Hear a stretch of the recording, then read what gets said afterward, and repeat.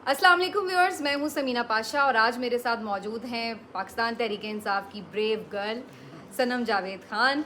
और आज हमारी ये फॉर्मली आप समझ लें कि पहली मुलाकात ही है, लेकिन बिल्कुल महसूस नहीं हुआ सनम से मिलके कि सनम से पहली दफ़ा मिल रहे हैं। तो आइए ज़रा आज इनसे थोड़ी चिट चैट करते हैं और इनके फ्यूचर प्लान्स का भी ज़रा जानने की कोशिश करते हैं। सनम कैसी हैं आप? मैं बिल्कुल ठीक हूँ। आप कैसी हैं ज़मीना? बिल्कुल ठीक ठाक। तो सबसे बैक टू पहले लाइफ हो गई है या नहीं वैसे? हाँ, थोड़ा थोड़ा हो गई हूँ। सबसे पहले मैं आपको थैंक यू करना चाहती हूँ जिस तरह आपने सपोर्ट किया, हमारे लिए आवाज़ उठाई। मैं हमेशा कहती हूँ इससे कोई फ़र्क नहीं पड़ता कि आप किस पार्टी के हो, आप में अगर इंसानियत है ना तो आपको सपोर्ट करना चाहिए था। जो ख़वातीन के साथ हुआ आपको उसके लिए आवाज़ उठानी चाहिए थी और आप हमेशा हमारे लिए बोली हैं, आपने हमें सपोर्ट किया है, इसके लिए आपका बहुत बहुत शुक्रिया। You welcome. और बिल्कुल आपने खुद ही उस बात का जवाब भी दे दिया कि हमारा सहाफ़ियों का नॉर्मली किसी पार्टी से ज़ाहिर ताल्लुक़ नहीं होता। ये ज़रूर है कि बाज़-औक़ात किसी का मौक़िफ़ हमें ठीक लग रहा होता है, किसी का गलत लग रहा होता है और ये बदलता भी है विद टाइम। लेकिन असल चीज़ ये है कि जहाँ कहीं जुल्म हो, ज़्यादती हो, तो असल सहाफ़त यही है कि उसको मेंशन किया जाए। तो बिल्कुल हमने सिर्फ अपना काम ही किया है। लेकिन आज थोड़ी सी चिट-चैट ज़रा सनम से हम डिफरेंट करेंगे। सनम, बहुत से लोग इस बात पे आजकल बात करते हैं कि जी आप जब काम कर रही नहीं थी अभी इस तरह से जेल से वापस जब आई हैं, तो उससे पहले भी जब आप टिकटॉक वगैरह बनाती थी तनकीद बड़ी होती थी कि जी आप बहुत बोल्ड बात करती हैं और इस तरह से। आपको लगता है जेल में रहने के बाद कोई चेंज आया आप में?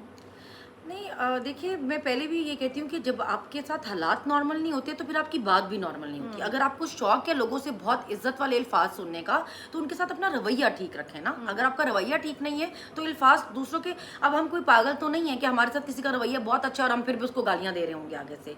आप अपने बारे में बात नहीं करते, आप सिर्फ एक साइड की स्टोरी सुनाते हैं ना कि जी हमसे बदतमीजी क्यों की वो भी बताए ना। अभी अगर हमें कोई कुछ नहीं कह रहा तो हम करते हैं किसी से बदतमीजी, और किसी से क्यों नहीं करते? अगर कोई हमें मार रहा है तो हम उसको जवाब में फूल तो नहीं भेज सकते ना। और मेरा हमेशा से ये बात रही है, मैं हमेशा बहुत बोल्ड बोलती हूँ इसलिए क्योंकि मुझे ऐसा लगता है कि हमारा हक है, हम एक टैक्स पेयर है, हम पाकिस्तानी हैं, हम लोगों से सवाल कर सकते हैं। जो गवर्नमेंट है उसका काम ही होता है जवाब देना ना। गवर्नमेंट पे हौसला होना चाहिए कि तनकीद बर्दाश्त करे। अगर उसमें तनकीद बर्दाश्त करने का या सवाल सुनने का ज़र्फ और हौसला नहीं हो तो उनको घर चले जाना चाहिए। लेकिन अब ये भी तो एक चीज़ देखने में आती है ना, हर कोई तनकीद भी अपने अंदाज से करता है। तनकीद अब सलमान अकरम राजा भी करते हैं और तनकीद फिरदौस आशिक अवान या आज़मा बुखारी भी करती हैं अपने मुखालिफिन पर, लेकिन एक फ़र्क है। तो आपको लगता है कि आगे थोड़ा पहले आपकी रिस्पॉन्सिबिलिटी नहीं थी कोई उस तरह से, क्योंकि आप ना पार्टी मेंबर थी उस तरह से, ना कोई रिस्पॉन्सिबिलिटी थी पार्टी की, एक सपोर्टर थी आप। अब आप बाकायदा एफिलिएटेड हैं एक पार्टी के साथ और आपकी कही हुई बात का मतलब है कि पीटीआई की पॉलिसी है, पीटीआई ये कह रही है, पीटीआई से वाबस्ता सनम कह रही है। तो अब वो रिस्पॉन्सिबिलिटी आप समझती हैं कि आप लेके कैरी करेंगी या उसी तरह अपने देखिए स्टाइल में? अभी वो ये होता है ना कि जिस तरह अभी हम कोशिश तो बहुत करते हैं कि भी कोई ऐसी बात ना हो कि जो किसी को बुरी लगे, जिससे कोई अफेंड हो, लेकिन फिर उस पर भी लोग खुश नहीं होते ना। फिर वो कहते हैं कि देखा इसका तो पूरा लहजा ही बदल गया है, ये तो डील करके आ गई है, ये तो कॉम्प्रोमाइज हो गई है। और अगर आप उसी तरह बोलें तो वो दूसरे लोग आपको जीने नहीं देते कि लो देखो जरा पार्टी ने ऑनर दे दिया, ये दे दिया, मगर इनका लहजा नहीं ठीक हो रहा। तो अभी तो मैं इसी बात पे कंफ्यूज हूँ कि एक्चुअली हमने करना क्या है और हमसे चाहते क्या है। जाहिर है चेंज आप आते हैं जब आपने इतना मुश्किल टाइम देखा हो तो चेंज आप में वैसे ही आ जाता है। आपको किसी के कहने की ज़रूरत नहीं पड़ती। आपने वैसे इतनी मुश्किल देख ली होती है कि आप में समझ वैसी ही आ गई होती है। लेकिन एक हर बंदे की एक नेचर भी होती है ना। अभी अगर हमारी पार्टी भी देख लें तो शेर अफजल मरवत का जो होगा वो बिल्कुल डिफरेंट होगा और सलमान अकरम राजा का बिल्कुल डिफरेंट होगा। लेकिन इसका मतलब ये नहीं कि किसी एक में काबिलियत कम है। हर बंदा डिफरेंट है एक दूसरे से, क्योंकि अल्लाह ने मुख्तलिफ बनाया ना। और हर बंदे की काबिलियत एग्जैक्टली। अभी किसी की पर्सनालिटी ऐसी है कि वो अपने बोलने से लोगों को मोटिवेट कर सकेगा, किसी की ऐसी होगी वो घर से निकलेगा तो लोगों को निकाल लेगा। किसी का काम होगा कि उसको इंतजामिया देखनी होगी। हर कोई अपना अपना, देखिए अगर हर बंदा एक जैसा काम करेगा तो कैसे होगा? हर कोई अपना अलग अलग काम संभालेगा ना, और इसके लिए हर किसी की नेचर डिफरेंट होगी। तो लोग जैसे हैं मुझे लगता है आप थोड़ा थोड़ा उनको वैसे एक्सेप्ट करना शुरू करें। नेचर हर किसी की डिफरेंट होगी, लहजा हर किसी का डिफरेंट होगा। आपने ये देखना है कि पार्टी से खान से लॉयल कौन है, तो उसमें आप फिर लोगों को जैसे हैं उनको वैसे एक्सेप्ट करें। कितना पढ़ी हुई है सनम? मैंने मास्टर्स किया है हिस्ट्री में। अच्छा, हिस्ट्री में? मेरे अब्बू कहते हैं कि मेरी बेटी ने हिस्ट्री में तारीख में मास्टर किया, मगर तारीख से कुछ नहीं सीखा। तो आगे आपने कभी, ज़ाहिर है पहले तो नहीं सोचा हुआ था कि पॉलिटिक्स में जाना, अब आपने इसको एज करियर ऑप्ट कर लिया है कि पॉलिटिक्स ही करनी है?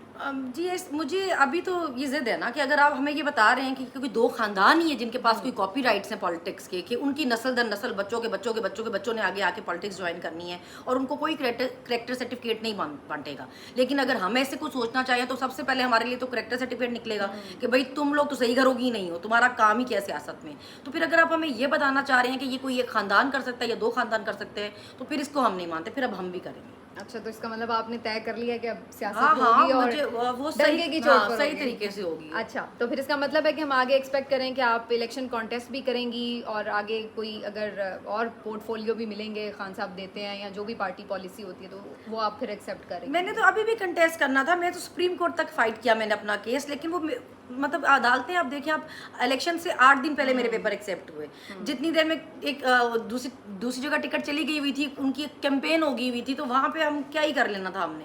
तो इस वजह से मतलब मुझे तो कंटेस्ट करने में ज़्यादा ही मुझे इंटरेस्ट था। तो क्योंकि बहुत सारे लोग आपकी पार्टी के ये भी कहते हैं कि हम इसलिए भी एक्टिव हैं कि खान साहब जेल में हैं, पार्टी क्राइसिस में है, मुल्क क्राइसिस में है, तो जब चीज़ें ज़रा बैक टू नॉर्मल हो जाएंगी तो फिर हम भी बस हमारा सियासत से क्या लेना देना, हम फिर खुद हाफिज कर लेंगे। मेरा अपना खुद ये मेरी सोच थी। हम ये रजीम चेंज से पहले बाहर नहीं थे ना, रजीम चेंज के बाद हम बाहर हुए क्योंकि हमें लगा कि बस काफ़ी हो गया अभी ना, इस मुल्क के साथ आपने जितना बेड़ा गर्क करना था इसका आपने कर दिया। खान साहब को वैसे कब से सपोर्ट कर रही हैं? खान साहब को मैं सपोर्ट कर रही हूँ 2000, मैंने अपने बच्चों की पिक्चर शेयर की थी, अपनी बेटी की और अपने बेटे की, 2013 की और 14 की ना। अच्छा। तो हम जब पहली दफ़ा अपने जलसे में हमारी पूरी फैमिली गई थी, तो मैं अपनी बेटी को लेके गई थी। मेरी बेटी शायद 3 साल की थी, अभी 13 साल की है माशाल्लाह। तो काफ़ी साल हो गए, लेकिन हम ऐसे ही सपोर्टर थे जो बस सिर्फ वोट डालने के लिए निकले। और हम जब पहली दफ़ा जलसे पे गए, हम सब इतने एक्साइटेड थे क्योंकि हमारे ख़ानदान पूरे में कभी पहली दफ़ा ये सब हुआ था कि औरतें जलसे पे गई थी। तो लेकिन फिर रजीम चेंज के बाद तो इतना गुस्सा था कि मतलब अभी बस करने इस मुल्क का बेड़ा गर्क करना, उस अभी तब लगा था कि भाई अभी बस, अभी निकलना चाहिए। जैसे हम अपने माँ बाप को कहते हैं कि यार आप सारी ज़िंदगी ही बर्दाश्त करते रहे, आप लोग कभी कुछ बोले नहीं, कल को हमारे बच्चे हमें ये ना कहें कि आपने क्या किया था, आप में क्या डिफरेंस। लेकिन बच्चे भी तो सफ़र कर रहे हैं ना, क्योंकि नॉर्मली हमारे यहाँ ख़वातीन के लिए स्पेशली ये सोचा जाता है कि जी आप छोड़ें पॉलिटिक्स, छोड़ें सहाफ़त, छोड़ें कोई बाहर कैसे मामलात, आप अपनी फैमिली को पहले देखें। तो बच्चे तो सफ़र करते हैं। नहीं, बच्चे सफ़र करते हैं, लेकिन बच्चे जो कुछ देख रहे हैं ना, फिर उसके बाद समीना वो ये नहीं कहते कि अम्मा आप बैठ जाएं, वो फिर ये कहते हैं कि अम्मा आपने भी फिर हार नहीं माननी है, आपने भी फिर अब जो ये चाहते हैं वो नहीं करना। तो बच्चे जो है ना उनमें ये, बल्कि अभी से ही उनमें जो है ना ये रेजिस्टेंस आ रही है कि क्यों हर चीज़ मांगे। आप मेरे बेटे का इंटरव्यू देखें, 10 साल का सिर्फ, हाँ, और इतने मजे से इंटरव्यू में कह रहा था, तो फिर क्या होगा अगर मेरी मामा ने नानी कह दिया तो। अब मैं अपनी नानी को नानी कहता हूँ तो क्या वो मुझे जेल में भेज देंगी मेरे पे तेरा पर्चे करके? अच्छा। तो बच्चों को समझा दिया आपने कि आप लोगों ने इतना खुल के चीज़ें की हैं कि बच्चे को पता है कि आप लोगों ने क्या किया। हमारे बोलने पे सिर्फ हम पे दहशतगर्दी के पर्चे हुए हैं, जंग बगावत के पर्चे हुए हैं, तो कि सिर्फ बोल रहे हैं और कुछ नहीं है। पास कोर्ट में लेके जाते हैं, वीडियोस के देखें जी सर बोल कैसे रही थी, तो लहजे के पर्चे तो नहीं ना होती। अभी तक आइन में थे नहीं, तो दहशतगर्दी अब हो सकता है ताज़ीरात में मैं कुछ तो फर्क आ कह रही हूँ जाए। इतनी तरमीमें कर रहे हैं, एक तरमीम ये भी कर लेंगे, लहजों पे भी पर्चे हुआ करेंगे। बीबी आपका लहजा ठीक नहीं था और आपके अल्फाज ठीक नहीं थे, अभी तो इन पे पर्चे बनते नहीं थे दहशतगर्दी के, लेकिन चले। लेकिन आगे का झुके बच्चों ने तो बहुत सफ़र भी किया, मैं बल्कि देख भी रही थी, और मुझे किसी ने बताया कि सनम अपनी बेटी से बहुत अटैच्ड रही हैं और कभी उन्हें एक दिन के लिए भी अपनी नानी के यहाँ भी नहीं भेजा करती थी, हर वक्त अपने साथ रखती थी, और फिर 1 साल तकरीबन, बल्कि उससे भी ज़्यादा बच्चों के बगैर। तो कैसा वो टाइम रहा फिर? क्यों किस चीज़ ने इतनी मजबूती दी कि बच्चों के बगैर भी गुजारा कर लिया? बस मैं हमेशा अपने हस्बैंड को भी कहती होती हूँ, मुझे कहता होता है कि तुम पूरी खान हो, मतलब अगर फंस जाती हो ना किसी बात पे तो फिर फंस जाती है। तो जब हम जेल में थे ना, तो जब हमें बार बार बताया गया ना कि जी तुमने ये कैसे किया, तुमने ये कैसे किया, तो फिर एक जिद थी बस कि फिर किया। अगर किसी को सपोर्ट कर रहे हैं और आप हमें ये बताएंगे कि सिर्फ किसी को सपोर्ट करने के हम आपको जेल में उठा के डालेंगे, आप पे पर्चे दहशतगर्दियों के करेंगे, तो फिर आप करें, हम आपका शौक पूरा करेंगे और अच्छे तरीके से करेंगे। हमें जब ये कहते होते थे ना कि जी आपको पता है उठा के कहाँ लेके जाएंगे, तो मैं इनको आगे से जवाब में कहती होती थी आपको पता है 2 गाड़ियाँ प्रोटोकॉल की मेरी प्रिजन वैन के आगे भी जाएंगी, 2 पीछे भी मेरी प्रिजन वैन के जाएंगी, तो मैं जो जाऊँगी मेरे साथ 4 गाड़ियाँ पुलिस की तुम्हारी भी जलील ख्वार होंगी, तो जहाँ ले जाना ले जाओ, साथ हमारे तुम भी जलील होगे। लेकिन अब बात यह है कि इससे तो आगे हम थोड़ा सा निकले हैं, आप बाहर भी आ गई हैं, अंदर किसने ज़्यादा सपोर्ट किया आपको कि जहाँ पर आपको लगा कि इस यहाँ से स्ट्रेंथ मिलती रही? क्योंकि हम तो देखते थे कि जब भी आप बाहर आती थी मुस्कुराते हुए, विक्ट्री का निशान बनाते हुए, और हमेशा बल्कि बड़ी तैयार भी होती थी। इस पे अलग से वैसे क्रिटिसिज्म होता था कि ये लिपस्टिक्स कौन प्रोवाइड कर रहा है, अंदर इतना मेकअप कैसे हो रहा है। अच्छा, आपको पता है जेल में प्रॉपर पार्लर होता है? अच्छा, जहाँ पे वो लड़कियों को सिखाते हैं ये मेकअप और हेयर स्टाइलिंग और स्टिचिंग वगैरह, जेल में स्किल्स की होती है, सर्टिफिकेट मिलते हैं फिर ना, कि अगर आप बाहर जाएं तो बाहर जाकर कोई जायज़ काम कर सकें ना, दोबारा आप कोई क्राइम करके ना आए। वो तो एनजीओ चलाती हैं वहाँ पे, टेफ्टा वाले वहाँ पे उसको करते हैं स्पॉन्सर। लेकिन जो डॉक्टर यास्मीन है ना, उन्होंने मुझे इस तरह सपोर्ट किया कि जैसे फैमिली भी सपोर्ट नहीं कर सकती। मुझे कभी ये लगा ही नहीं कि मैं कहीं किस गैरों में हूँ या बाहर हूँ या बहुत मुश्किल हालात में हूँ, क्योंकि उनको जब कोई इशू होता था वो मुझे बुला लेती थी, मुझे जब कोई इशू होता था मैं उनके पास पहुँच जाती थी। नहीं तो कपड़े आपने क्या वो उससे फ्राइंग पैन से प्रेस किए थे या वो इस तरह होती थी? अच्छा, हालांकि देखिए मेरे अब्बू जो हैं वो प्राइम मिनिस्टर नहीं है 3 दफा के, लेकिन इसके बावजूद हमारे पास मुशक्तियाँ थी, हम उनको पे करते थे, वो हमारे कपड़े अच्छा, कर देते खुद करने भी नहीं पड़ते? नहीं करने पड़ते। जेल में वॉशरूम आपने खुद क्लीन नहीं किए? मरियम खुदा नवाज का ने तो नाम वॉशरूम भी खुद क्लीन किए। और खुदा का नाम ले, ऐसा कुछ नहीं होता वहाँ पे। जो वहाँ पे आपको बड़ी अच्छी जेल मिली होगी, अच्छी ना सहूलतों ना वाली। ना देखिए वहाँ पे आम जो प्रिजनर्स भी है ना, अगर वो अच्छी मतलब इस तरह कोई फाइनेंशियली थोड़ी ठीक फैमिली से है तो उनमें से कोई भी खुद काम नहीं करती। उन्होंने सबने मुशक्कती रखी होती हैं, क्योंकि उनकी फैमिली सपोर्ट करती है, वो पैसे देते हैं, वो उस पर मुशक्कती रख लेते हैं कि जी हमें हेल्पर दे दें आप।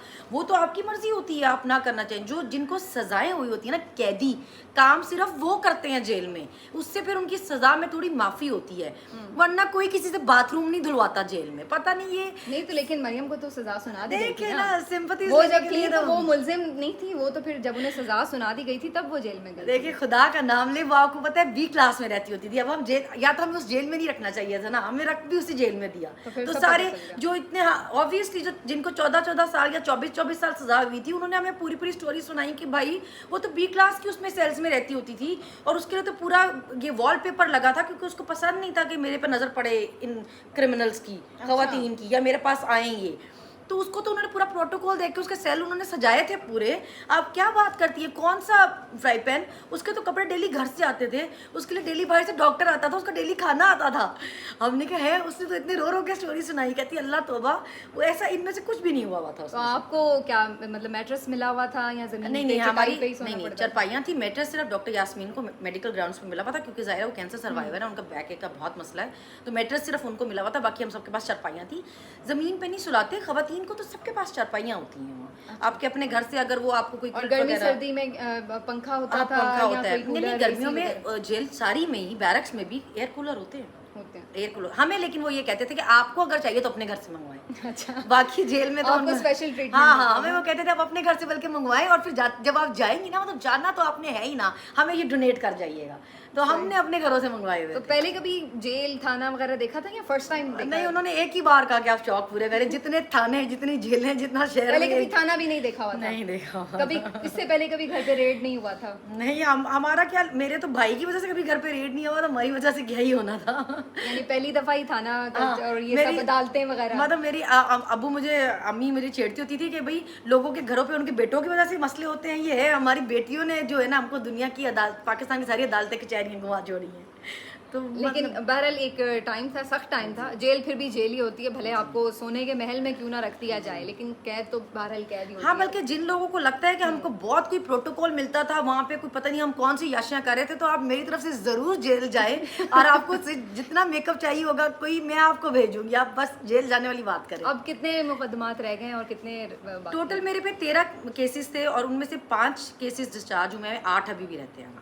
अच्छा, 8 केसेस चल रहे हैं। फिर लाहौर का जलसा है और सनम आगे हैं, पुलिस पीछे पीछे है। तो सनम का वो हाल हो गया हुआ है कि वो एक तो ये बड़ी सुपर गर्ल हैं कि एक ही वक्त में कई शहरों में भी कार्रवाइयाँ डालती हैं, और ये मेरा ख्याल है वो पूरे जिले की पुलिस जिसके पीछे है, 7 जिलों की पुलिस, तो वो अभी तक पकड़ नहीं सकी। तो बल्कि हमें ये किसी ने कहा भी एक वक्त ना, हम जब सरगोदा गए तो वहाँ पे उन्होंने कहा आपने क्या 4 जिलों की पुलिस को मुसीबत डाली हुई है, कभी इधर, और फिर आपको प्रोटोकॉल इतना देना होता है कि इनको कहीं कुछ हो ना जाए, तो आपने हमारा मुश्किल हो गया जीना आप लोगों की वजह से, हमारी ड्यूटियां डबल हो गई। बताते क्या थे आपको कि क्यों आप जेल में हैं? एस्टैब्लिशमेंट गुस्सा है या मरियम नवाज गुस्सा है? क्योंकि सहाफियों के पास, हम सहाफियों के पास तो 2 तरह की ही इत्तलात आती थी हमारे जी, मरियम कोई पर्सनल ग्रज निकाल रही हैं, कभी पता चलता था नहीं जी 9 मई के जो मामलात हैं वो तो डायरेक्टली एस्टैब्लिशमेंट। देखिए, अगर हम 9 मई के केसेस में इस तरह या एस्टैब्लिशमेंट हमारे अगेंस्ट होती ना, तो हम पे कोई केस वैसा होता। हम पे 13 केसेस है, मेरे पे 13 केसेस में कोई एक भी कोई मिलिट्री उसका नहीं है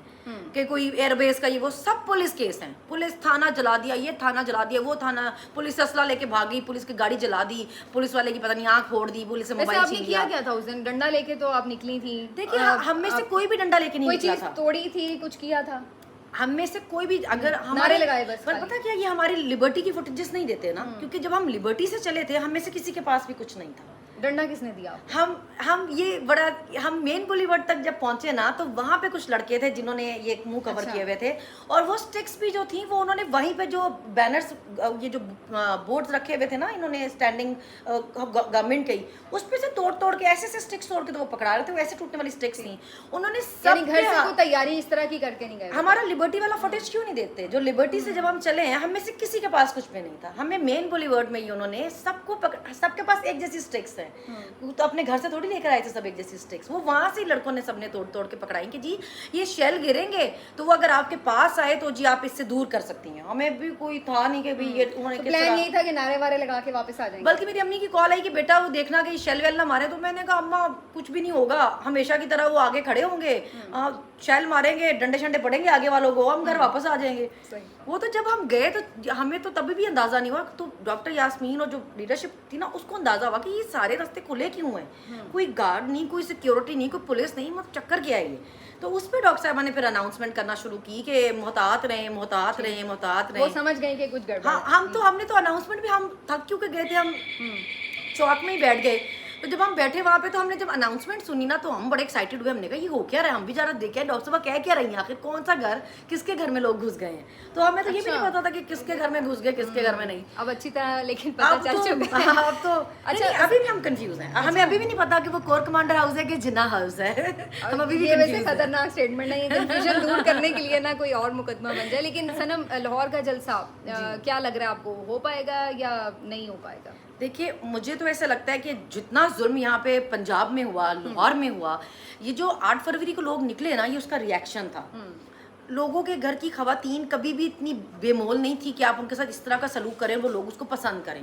जो भी गैरत शर्म वाले लोग हैं ना, चाहे वो जिस भी पार्टी से हैं, इस चीज़ को वो अपने दिल में ज़रूर कंडेम करते होंगे, चाहे वो सामने से आपको ना भी कहें, वो ज़रूर कहते होंगे। हमें हर कोई कहता होता था कि हम कहते थे यार कि मर्दों तक लड़ाई आनी चाहिए थी, इस तरह औरतों के साथ ये नहीं करना चाहिए था, खवातीन के साथ इस तरह, जिस तरह ये घरों में घुसते हैं, ये जिस तरह ये यहाँ तक नहीं हालात आने चाहिए थे। तो ये, और फिर जिस तरह खान साहब पे इतने गलीज केस बनाए गए इद्दत जैसे, मतलब हर चीज़ में अपने औरतों को डिग्रेड करने की कोई कसर नहीं छोड़ी। इससे ये लोगों ने रिएक्शन दिया, क्योंकि हम आज भी वही मुल्क हैं, हमारी रवायात हैं, हम एक मुसलमान मुल्क है, हम आज भी उसको पसंद नहीं कर सकते कि आप लोगों की इज्जतें इस तरह उछालें। तो लोगों ने रिएक्शन दिया, लोग निकले।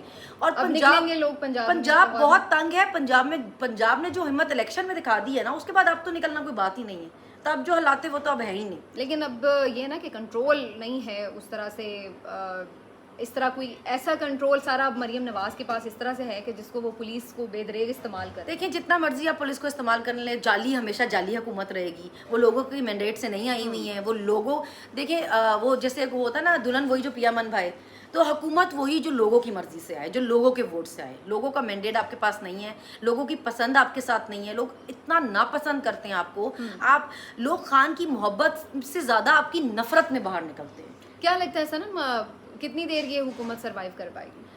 देखिए ज़बरदस्ती आप बैठे हैं तो ज़बरदस्ती जो जितनी देर बैठ गया उतनी देर भी नहीं बैठना चाहिए था। अगर आप में, मुझे तो हैरत है कि अगर आप कहें कि हम एक आप सोचें अभी कि आप आप तरमीम करने लगे थे कि पेपर्स तक इन्होंने खुद तैयार नहीं किए थे, इनको बने हुए आए हैं, और वो बड़े फख्र से बता रहे हैं कि हमने मसवदा वो जो भी है वो तो पढ़ा ही नहीं। तो भाई आपकी ये अगर वैल्यू हो कि आप अपने एक तरमीम अपने मर्जी से ना कर सकते हो, तो थोड़ी सी शर्म करें और घर चले जाएं। आप सियासी पार्टी बनते हो तो इतनी क्या डेस्परेशन हो आपको कि आपको लाजमी हुकूमत में बैठना है, चाहे जैसे मर्जी बैठना पड़े, चाहे फॉर्म 47 पे बैठना पड़े। तो आपको लगता है कि ये बैठेंगे जितनी देर बैठा जाएगा? देखिए जो अंदाजा तो कुछ होगा ना कि अब लग रहा है कि बज़ाहिर ये कुछ लोग कहते हैं इस साल के एंड तक। खान साहब वैसे कब बाहर आएंगे?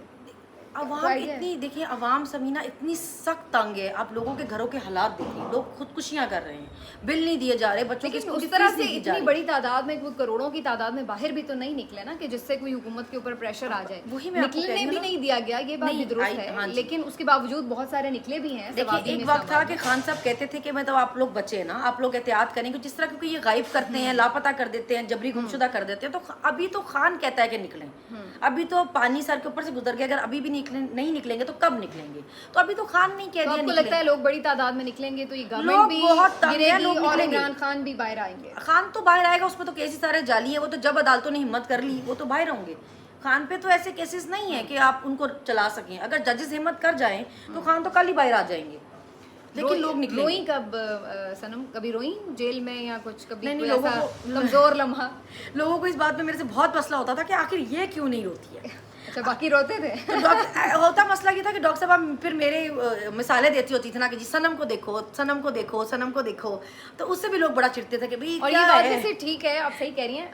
अक्सर हम लोग ये देखते थे कि ये चीज़ ज़्यादा डिस्कस होती थी कि मतलब जेल में तो रह रहे हैं, आ रहे हैं, जा रहे हैं, वो तो बहुत सारे लोग कर लेते हैं, लेकिन इस तरह जेल काटना कि जेल फील ही ना हो, और वो भी एक ऐसे बंदे के लिए जो कभी जेल था ना, जिसने कभी देखी ना हो, एक नॉर्मल आप लाइफ गुजार रहे हैं, हाउस वाइफ हैं या अपना नॉर्मल रूटीन का काम कर रहे हैं, और उसमें फिर अचानक एक डिफरेंट, तो उसको इतने हौसले और हिम्मत से, ये वाकई एक डिफरेंट बात थी, और इसीलिए मेरा ख्याल है वो सब देखिए ज़्यादा जैसे उस मैंने चीज़ से- आपको कहा कि एक जिद थी, ये चाहते थे कि ये हमें साबित करना चाहते थे, हमारे लिए मुश्किलात पैदा करना चाहते थे, ये चाहते थे कि जेलें हमारे लिए मुश्किल कर दें। हम जितनी दफ़ा आए हम हंसते मुस्कुराते आए, हमने इनके मुंह पे, हमने सिस्टम के मुंह पे अपनी तरफ से जवाब दिया कि आप हमारे लिए मुश्किल करना चाहते थे, हमने ये जेलें आपके लिए मजाक बना दी। हमने ऐसे कर दिया कि लोगों को बताया कि अगर हम जेलें इस तरह काट सकते हैं, आप भी काट सकते हैं। हमारा कुछ नहीं गया, जो एक्सपोज हुआ वो सिस्टम हुआ। बहुत बहुत शुक्रिया आपका सनम, थैंक यू सो मच, आपने आज वक्त भी दिया हमें। तो नाज़रीन, सनम की गुफ्तगू आपने सुनी, और मुझे उम्मीद है कि कुछ काफ़ी सवालात जो आप लोग जानना चाहते हैं सनम से मुतालिक, वो आपको आज जवाब भी मिले होंगे। बाकी इंशाल्लाह फिर अपना फीडबैक ज़रूर दीजिएगा। सनम, थैंक यू सो मच, अल्लाह हाफ़िज़ नाज़रीन।